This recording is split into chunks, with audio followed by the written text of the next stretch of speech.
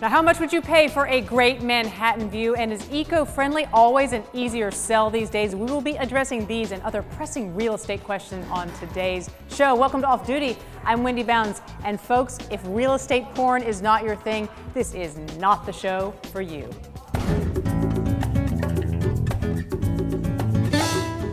We're here in the Visionaire in downtown Manhattan. It is a LEED Platinum certified building. I've got Michael Gubbins right here with me. You work with the developer on this project. Just about everything down to, I think, even the elevators, right? Yes. Those are eco-friendly.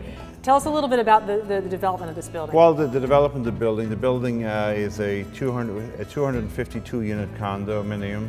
It's over 500,000 square feet. It's a LEED Platinum building, and it's been a very successful building. We're here right now in the lobby, and the fish tank. Fish tank it's a saltwater aquarium with natural coral right here. It's a 700-gallon tank, and by having the water here, we have the water, the wood, and the stone, and we tied in all the natural elements of the earth right here. How many apartments in this building have sold so far, roughly? 87% of the apartments have sold. And roughly the prices range from around what to what? You know, the apartments have sold from $1,400 to $1,900 a square foot. Okay. And you know, the smallest apartment would be a studio at about 700,000 to the largest one going for over 5 million. Well, let's go check them out. Sure. Okay.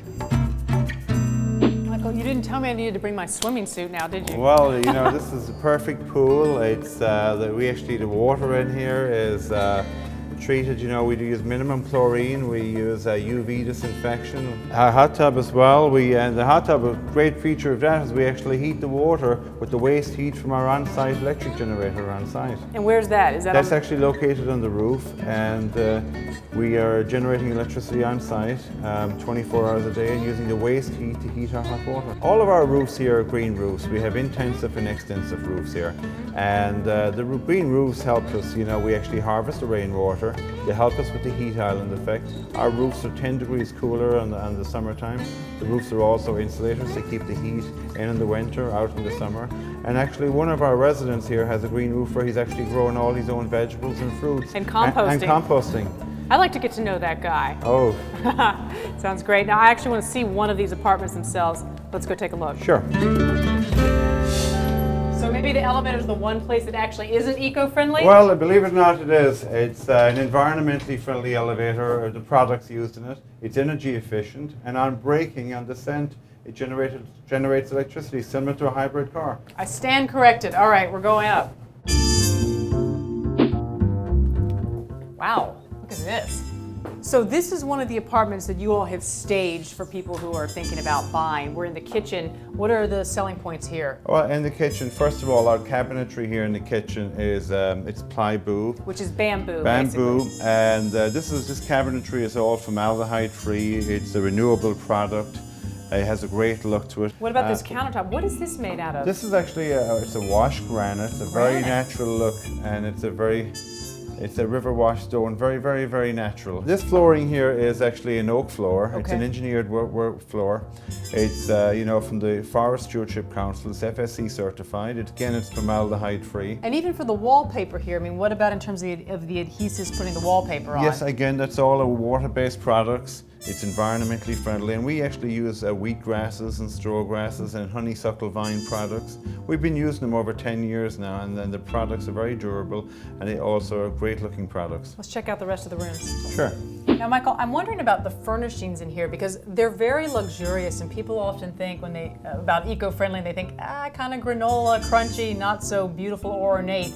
What did you guys use? Well, believe it or not, all of these furnishings are environmentally friendly. Here in New York City, we found a lot of great places to source products regionally from local businesses that are producing environmentally friendly products. A lot of small start-up businesses, so we encourage people to support that, and it helps our community as well. And this apartment's on the market for, I believe, $1.54 million. That's correct. Pretty nice. Do you mind if I hang out here for a while? Absolutely. Yeah. Make yourself at home. All right. Thanks, Michael. Refrigerator's not stocked yet. Oh, hi. I'm here in the kitchen of this eco-friendly building. We've got the bamboo on the cabinets, the recycled glass here. I may or may not have been rummaging through the drawers, but you know who could do some real damage is Kitty Greenwald. In our Slow Food Fast segment this week, she's talking about mackerel with pesto. It sounds really tasty. Have you tried any of Kitty's recipes? If you have, let us know. Leave a comment below. Right now, let's check in with her, and I'm going to see what else is around here. Hi, my name is Kitty Greenwald and this is Slow Food Fast. Today we're going to make mackerel fillets over a pistachio pesto with some garlic yogurt on pita.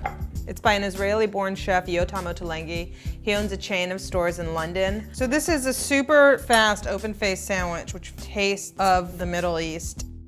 This recipe takes advantage of some herbs that are coming up as the weather warms. You're going to begin by turning on the broiler, which you're going to use later, and we're going to make the pesto.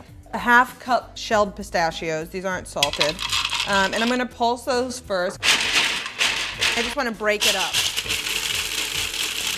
It's not fully smooth, it'll get smooth later. You add 1 1/4 cup washed picked basil leaves, 1 1/4 cup cilantro leaves, 1 1/4 cup parsley leaves, and 1 1/4 cup mint leaves.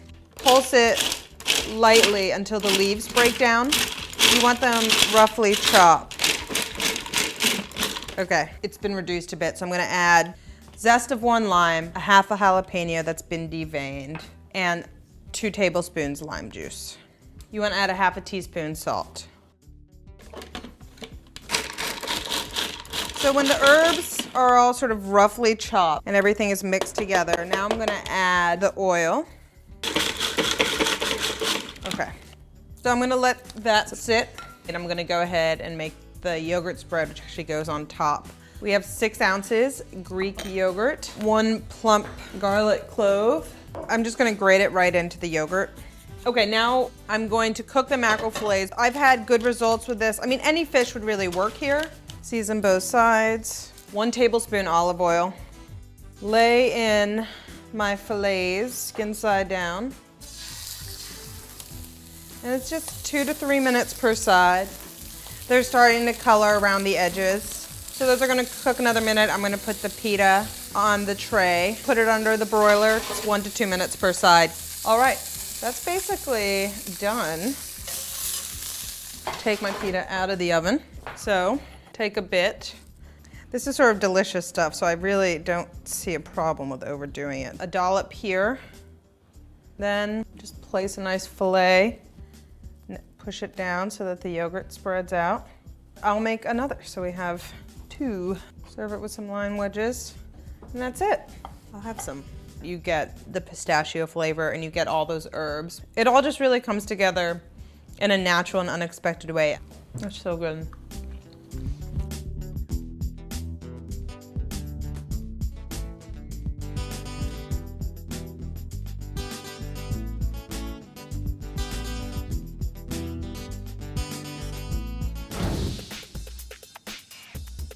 Sorry, just went a little daydreaming looking at the view out here. Now, this apartment's on the market for about $1.54 million. But how much would you pay in rent for a spectacular view like this? Well, if you're gonna go look at the new Frank Gehry building downtown, that's all you're gonna have to do, because it is not for sale, it is only for rent, and it's for rent for $60,000. But you know what? For that, you get a really good super.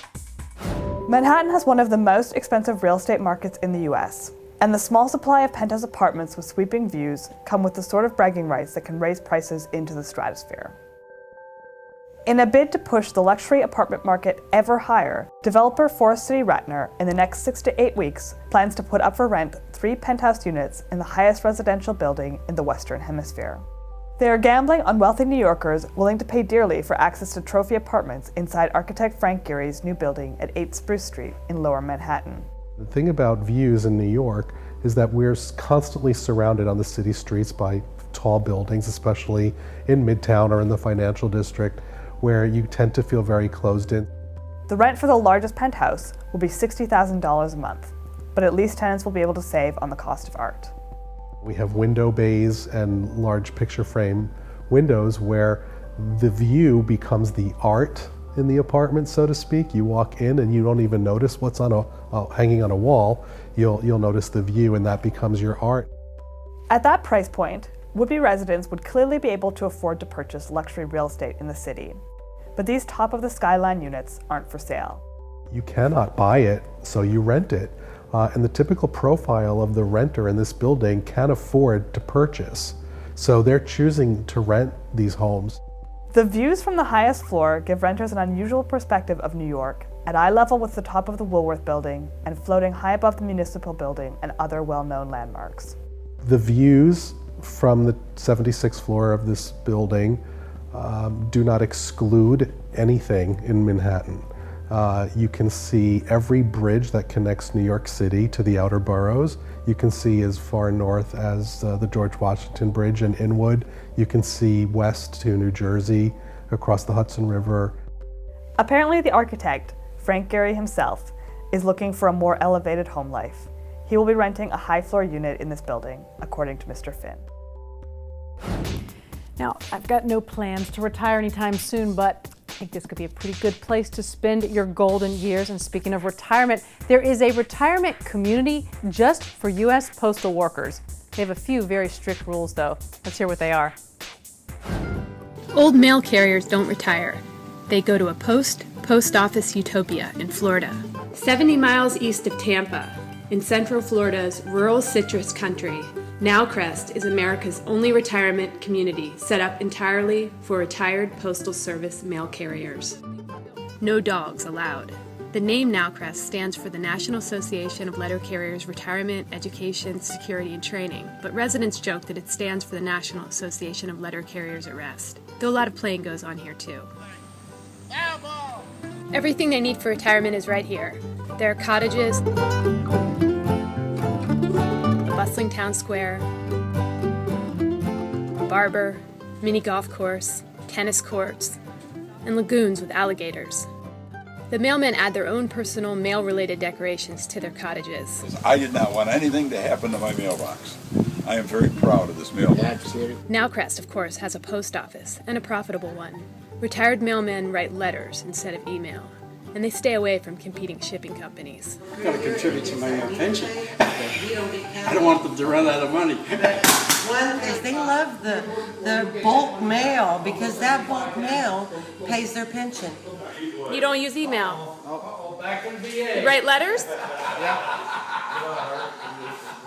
My dinosaur's right outside here. They can be tough sometimes. They're retired postal workers. But it's the not-so-profitable post offices that have Nowcrest residents fighting the good fight these days. They want to do their part to save the nation's battered and endangered postal service. The community is abuzz about the postal service woes, both managers and residents say. Why? Then they got to make some 80 or 90-year-old woman go 2 or 3 miles to the next post office when all she used to have to do was go around the corner? For some politician could say, "Oh, look what I did! I made this close this place down." An email to politicians, the local senators or congressmen, write letters to the editor in the local paper defending the post office. Want me to sign a petition to keep the post office alive? Yes, many. They didn't just retire and move away from the whole scene. It's all part of it. It's interwoven in their life. Some Nowcrest residents see the fight as a way to recognize the hardships they faced over the years. But one boy attacked my leg and grabbed hold, while his brother got a curtain rod and decided to hit me with it, and they thought that was just all kinds of fun. Let's beat up the letter carrier. The dog was within inches of me and scared the blue blazes out of me. Had weather to deal with, right, yeah, and took a few tumbles in the ice and the snow, and that's one of the reasons I retired, but I didn't want to take any more tumbles. I have a very bad back. I have one bad knee. If you carry mail on one side, you end up like this. Through rain, sleet, snow, and now retirement, these former mail carriers say they are offering one more sacrifice to save their legacy. As for me, I think I'm going to hang out here in the Visionaire as long as they let me. I might even take a bath in that bathroom in there, take a little wine in there.